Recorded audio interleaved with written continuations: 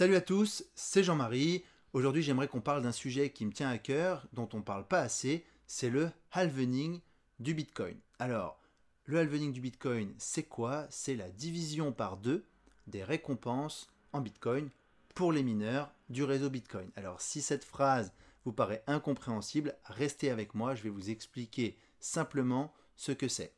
Vous n'êtes pas sans savoir que le réseau Bitcoin est maintenu par des mineurs qui minent justement, et ils minent du Bitcoin. Alors, pour les inciter à dépenser de l'électricité et dépenser de la puissance de calcul pour assurer la décentralisation et la sécurité du réseau, eh bien, on les récompense. On les récompense en Bitcoin parce que c'est la monnaie de ce réseau. Au début, c'était 50 Bitcoins de rémunération, de récompense pour un mineur qui avait le privilège d'écrire un bloc sur la blockchain.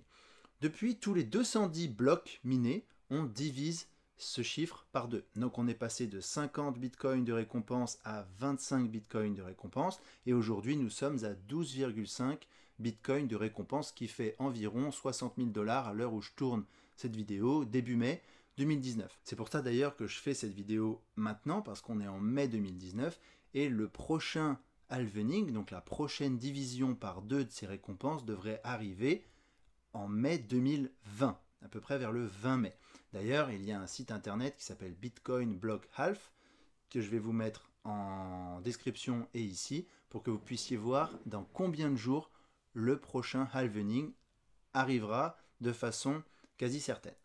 Donc, ça c'était pour la partie technique. Maintenant, pour la partie investissement, il va se passer qu'au lieu d'avoir 1800 bitcoins générés chaque jour, il n'y en aura plus que 900. Donc, ça va avoir un impact direct sur la rareté du Bitcoin. Il va se faire de plus en plus rare. Déjà, les mineurs de base seront moins rémunérés pour chaque bloc miné. Du coup, il va y avoir une question qui va se poser sur comment les mineurs vont réagir face à ça. Est-ce qu'il y en aura moins? Est-ce qu'il y en aura plus? Bon, normalement, ce sera moins, mais qu'en est-il des frais qui vont être répercutés sur chaque transaction? Parce que les mineurs ont plusieurs façons de se rémunérer, soit les frais de transaction, soit la récompense en Bitcoin. Mais effectivement, s'il y a moins de récompenses, il se peut que les frais augmentent. Et s'il y a moins de mineurs, on pourrait aussi se dire que les frais de transaction vont augmenter. Mais là, on commence à rentrer un petit peu trop dans le technique, parce qu'il y a aussi une notion de difficulté qui fait que moins il y a de mineurs, plus c'est facile de miner des blocs. Donc, il n'y aurait pas de raison de prendre une transaction, des frais de transaction exorbitants. Maintenant, d'un point de vue purement investissement, le Bitcoin se fera de plus en plus rare. 900 bitcoins au lieu de 1800 bitcoins nouvellement générés chaque jour. Ce qui fait qu'on aura un actif en demande et un actif qui se fera de plus en plus rare. Maintenant, si on regarde dans le passé, on a eu des halvenings en 2012 et en 2016. Qu'est-ce qui se passe? On a vu qu'il ne s'est pas passé grand-chose en fait. Mais globalement, que sur une période de 3 à 12 mois après le halvening, on avait une augmentation du prix du Bitcoin. Donc ça veut dire quoi? Ça veut dire qu'en gros, il ne s'est pas forcément passé énormément de choses.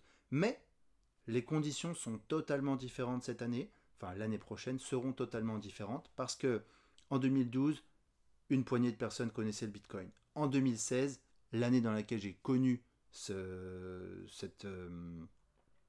Bitcoin, il y a un petit peu plus de personnes qui sont arrivées, mais ça restait assez confidentiel encore.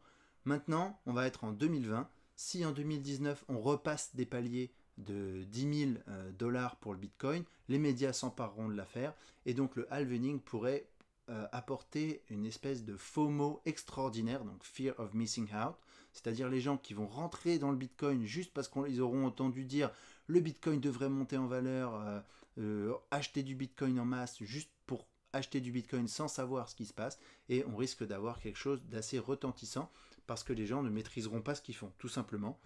Et d'ailleurs, je profite pour vous dire d'investir que vous pouvez vous permettre de perdre et de comprendre ce dans quoi vous investissez. Comme je dis toujours, venez pour la Lamborghini, restez pour la technologie. On devrait avoir en 2020 un Bitcoin qui est beaucoup plus connu que les fois précédentes.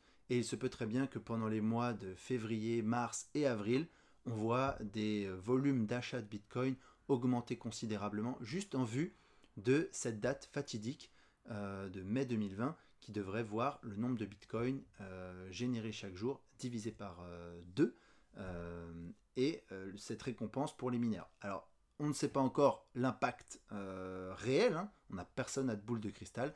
Maintenant, ce que je vous donne, c'est bien sûr mon avis et n'hésitez pas à me dire en commentaire ce que vous en pensez.